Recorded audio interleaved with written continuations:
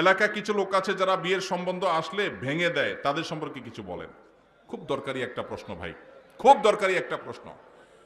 আমাদের দেশের গ্রামে গঞ্জে এই ধরনের নিকৃষ্ট মানুষ, এই ধরনের ফাসিক এবং পাপিষ্ট মানুষ বহু আছে।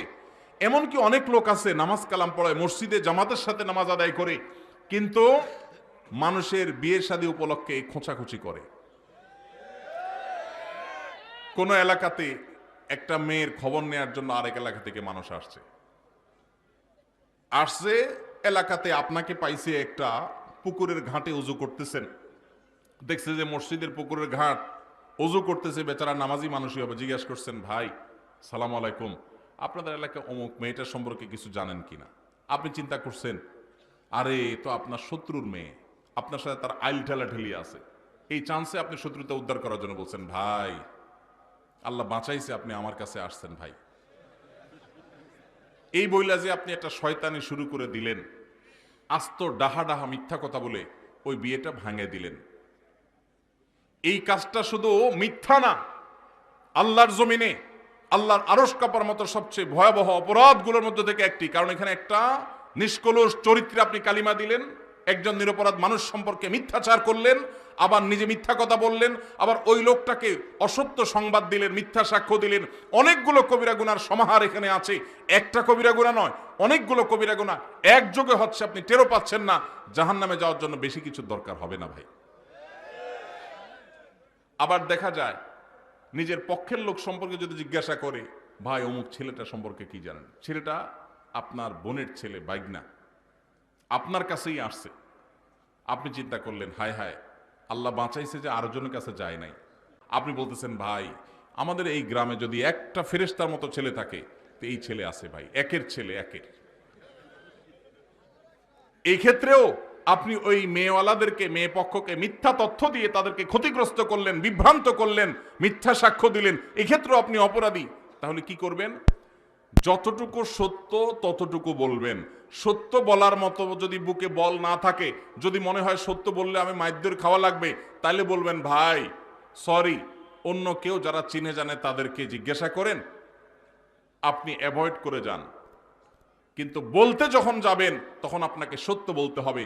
নবী সাল্লাল্লাহু আলাইহি সাল্লাম বারবার আমাদেরকে সতর্ক করেছেন। তিনি বলেছেন, যদি তোমাকে কিছু বলতে হয় ফালিয়াকুল খায়রা আও লিয়াসমুত, তাহলে ভালো সত্য যেটা সেটাই বলবে, আর না হলে চুপ থাকবে। কিন্তু বলতে গিয়ে মিথ্যা বলা যাবে না। অনেক ভাইরা আছেন এই অপকর্ম করেন, কোনো কারণ ছাড়াই করেন, অযথা খোঁচাখুচি করেন, আছে না নাই? এই বিয়ে ভাঙার তালে এগুলো হলো মানুষরূপী শয়তান। আপনি যদি আস্ত মানুষের সুরতে শয়তান দেখতে চান, এইরকম বিয়ে ভাঙাভাঙির কাজ যারা করে এরা হলো সে মানুষরূপী শয়তান। কেন বলেছি জানেন? কারণ ইবলিস শয়তান সবচেয়ে বেশি খুশি হয় একটা সংসার ভেঙে দিলে। একটা সংসার ভেঙে দিলে শয়তান সবচেয়ে বেশি খুশি হয়, অন্য কোনো কাজে শয়তান এত খুশি হয় না। আর এই লোকটা একটা বিয়ে হতে যাচ্ছিল, মিথ্যা কথা বলে ভেঙে দিয়েছে, অথবা অজাগা বিয়ের ব্যবস্থা করে দিয়েছে মিথ্যা তথ্য দিয়ে। এই লোকটা শয়তানের সে কাজটা করেছে। আল্লাহ আমাদেরকে এই দুশ্চরিত্র থেকে বেঁচে থাকার তৌফিক দান করুন। যারা এই সমস্ত খারাপ কাজের বদভ্যাস আছে, আল্লাহর ওয়াস্তে তারা ছেড়ে দেন, আল্লাহকে ভয় করেন। যারা মাসিক বেতনে কর্ম করে তাদের নির্দিষ্ট একটা সময় থাকে, যেমন 10টা থেকে 5টা অফিসিয়াল টাইম। সে যদি ব্যক্তিগত কাজে অফিসে পরে আসে বা আগে চলে যায়, তাহলে সেক্ষেত্রে বেতন নেওয়াটা কতটুকু হালাল হবে? খুবই দরকারি প্রশ্ন। আমাদের অনেক ভাইরা আছেন চাকরি করেন বিভিন্ন কোম্পানিতে, সরকারি বেসরকারি প্রতিষ্ঠানে। যেই কয় ঘন্টার ডিউটির জন্য আপনি চুক্তিবদ্ধ, ওই কয় ঘন্টার ডিউটি যদি আপনি ফাঁকি দেন, পরে আসেন, আগে চলে যান, আর কাজের ফাঁকে নিজের কাজ কাম করেন, মোবাইল টিপাটিপি করেন, ফাঁকি ঝুঁকি দেন, তাহলে তাদের ওই ফাঁকি ঝুঁকি দেওয়ার সময়টার যে ইনকামটা ওটা হারাম হবে। সেই ইনকামটা কি হবে? হারাম হবে। অনেক হারাম আছে আমরা যেগুলো জানি না। সুদ খাওয়া হারাম আমরা জানি, ঘুষ খাওয়া হারাম আমরা জানি, কিন্তু চাকরির মধ্যে এই যে ফাঁকি ঝুঁকি দিয়ে টাইম নষ্ট করে ওই টাইমের বেতন আমি নিচ্ছি, এটা যে হারাম, এটা আমাদের বেশিরভাগ মানুষের সেন্সও নাই। ভাইরা আমার, আল্লাহর ভয়ে আমানতদারিতা রক্ষা করতে হবে। মুসলমান কখনো আমানতের খেয়ানতকারী হতে পারে না। এমনকি আপনি অফিসে বা কোম্পানি, সরকারি বেসরকারি যেখানে কাজ করেন, ডিউটির সময় আপনি বসে বসে যদি ওয়াজ শুনেন ইউটিউবে কাজ বাদ দিয়া, সওয়াব হবে না গুনাহ হবে? কোরআন তেলাওয়াতও যদি শুনেন, সওয়াব হবে না গুনাহ হবে? ইমানদার কখনো সিসি ক্যামেরাকে ভয় পাবে না, ইমানদার ভয় পাবে কাকে? আল্লাহ রাব্বুল আলামিনকে।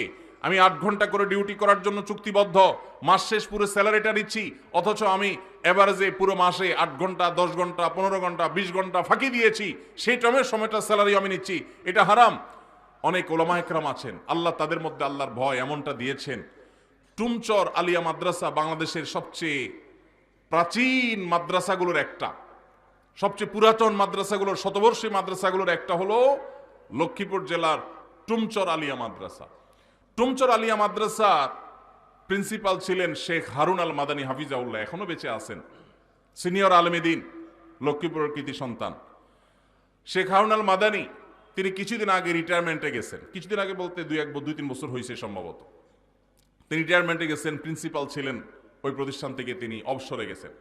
অবসরে যাওয়ার সময় তিনি যা সুযোগ সুবিধা পেয়েছেন সেখান থেকে একটা চেক লিখে একটা বড় অ্যামাউন্ট, কয়েক লাখ টাকার একটা অ্যামাউন্ট তিনি মাদ্রাসার ফান্ডে দিয়ে দিছেন, মাদ্রাসায় তিনি সেটা দিয়ে দিছেন।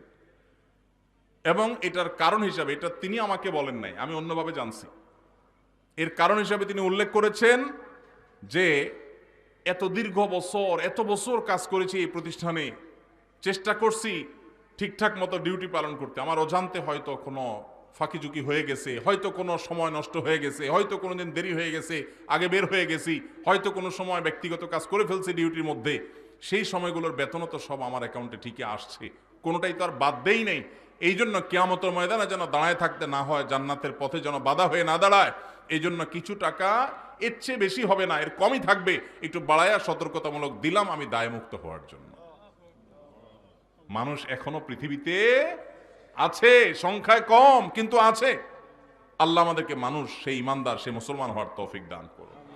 ইমানদারকে কোনো সিসি ক্যামেরার মনিটরিং এর প্রয়োজন হয় না, তার সেলফ মনিটরিং, নিজেকে নিজে মনিটর করে, আল্লাহর মনিটরিং এ বিশ্বাস করে। আল্লাহ আমাদেরকে সেরকম মুসলমান হওয়ার তৌফিক দান করুন। তাহলে ভাই, ডিউটির ফাঁকে এই ফাঁকিঝুঁকি করলে সেটা নাজায়েজ হবে।